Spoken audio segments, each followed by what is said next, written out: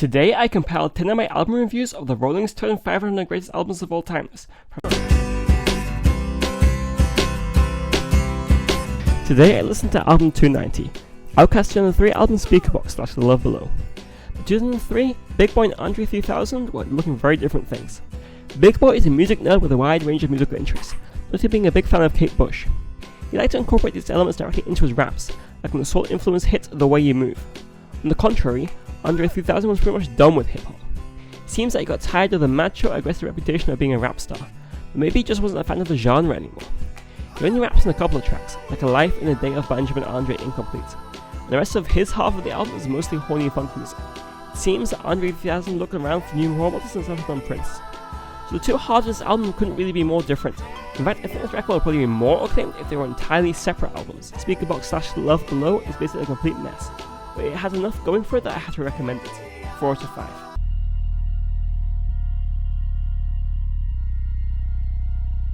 Today I listened to album 289, Bjork's 1985 album Post. Well, I don't like this album at all. Bjork's third album, if you count an Icelandic cover album she released as a 12-year-old, is a mix of deeply unsettling electronica, discordant jazz and sleepy lullabies. Bjork's voice reigns supreme over it all, powerful but somewhat intimidating and deeply emotional. Hyper Ballad really feels like I've been cornered by the weird theatre kid into listening to a weird dream. I don't have many compliments for this album. I thought the jazzy, also quiet was probably the most memorable track, but I have to admit it has some interesting musical ideas.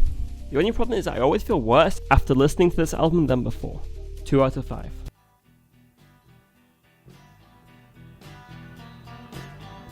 Today I listened to album 288, the Modern Lovers' 1986 self-titled album.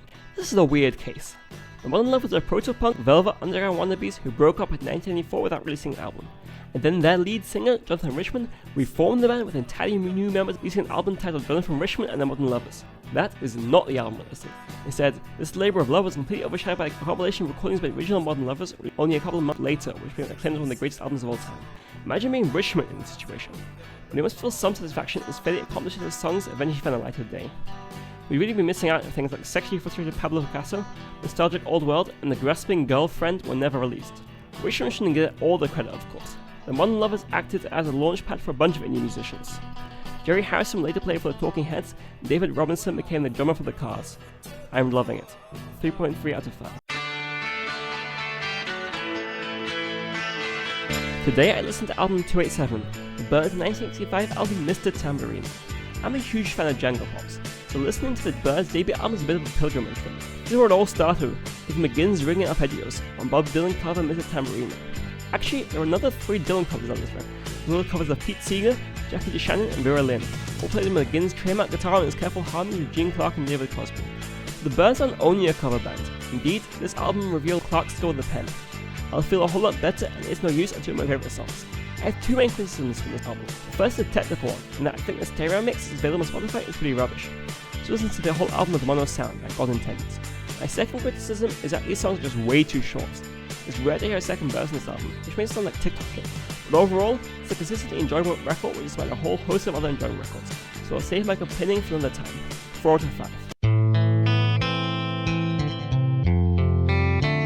Today I listened to album 286, Red Hot Chili Peppers' 1999 album Californication.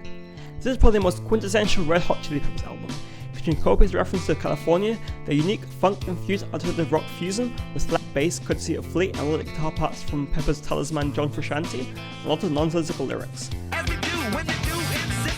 Californication also features a lot of the Red Hot Chili Peppers' greatest hits, including the title track and Other Side, and the quiet, loud Savior is another favourite of mine. There's a lot of extraneous nonsense on this album, a lot of middling tracks which can be skimmed off to tighten it up. Have you ever enjoyed a Red Hot Chili Peppers song before? Then you probably enjoyed this record. Otherwise, not so much. 3.4 out of 5. Today I listened to album 285, Big Star's 1988 album Third. This one's a little complicated. There are a bunch of different versions of Big Star's third album, and I'm not even sure if I'm listening to the exact version Rolling Stone intends, but I don't like this band anyway, so who cares? Big Star's first 2 albums were complete commercial failures, but then again, they're just basic power pop albums. Third is a little different. Third was recorded the same year as Radio City, but not released for another 4 years because it sounds terrible and everyone hated it. That includes vocalist Alex Chilton, who whimpers and wavers like a lunatic while the only other remaining Big Star member, Jody Stevens, bangs a drum, apparently in another room, judging by the sound of it. This might best be described as indie folk pop, a little bit like Elliott Smith or Bon Iver or something. You can definitely imagine Sufjan Stevens singing Jesus Christ, right? But these more modern artists are probably better at finishing a song and mastering it. My final word on Big Star is this: they might be influential, but they're not good. 2 out of 5. Today I listened to album 284, a 1986 compilation album of Merle Haggard's work entitled Down Every Road 1962 to 1994. I can't help but be a little personal reviewing this one. This album is interminably long, with 100 tracks and almost 5 hours of music. Listening to this album all in a row is a bit miserable, to be honest. There's just an overwhelming number of songs, and not all of them are life-alteringly important. Merle Haggard had a pretty consistent sound throughout his long career. It's quite hard to pick out memorable highlights apart from the obvious: Mama Tried and Okie from Muskogee. Safe to say I was pretty bored forcing my way through Down Every Road. This album is so long that starting in quite a good mood, but at the end of my first run through, I was in a bit of a mental health crisis. Weirdly, at this point my opinion of record started to improve. Maybe Haggard got a bit better with time, but maybe a song like Working Man Blues just hits better when you're a blue working man. You'll have to be sad to listen to this, but it helps. 3.9 out of 5. Today I listened to album 283, Donna Summer's 1989 album Bad Girls. All the disco proponents forget the average disco song is pretty rubbish. It's a very formulaic genre. There's 4-on-the-floor beat, syncopated bass lines, and lyrics about dancing the night away. It could also be contorted into monstrosities like Disco Duck or disco covers of Beethoven or Star Wars. But Donna Summers pushed disco to the limit, incorporating elements of rock, unopened and hot stuff, and pushing into synth-pop on songs like Our Love and Sunset People. Unfortunately, there's deep lull in this record, between the hits which start the album and the more experimental songs co-written by Giorgio Moroder. It includes songs like On My Honor and Off the Night, which kind of put me to sleep. But Donna Summer is a very impressive singer and performer. This is a quite impressive album. 3.2 out of 5.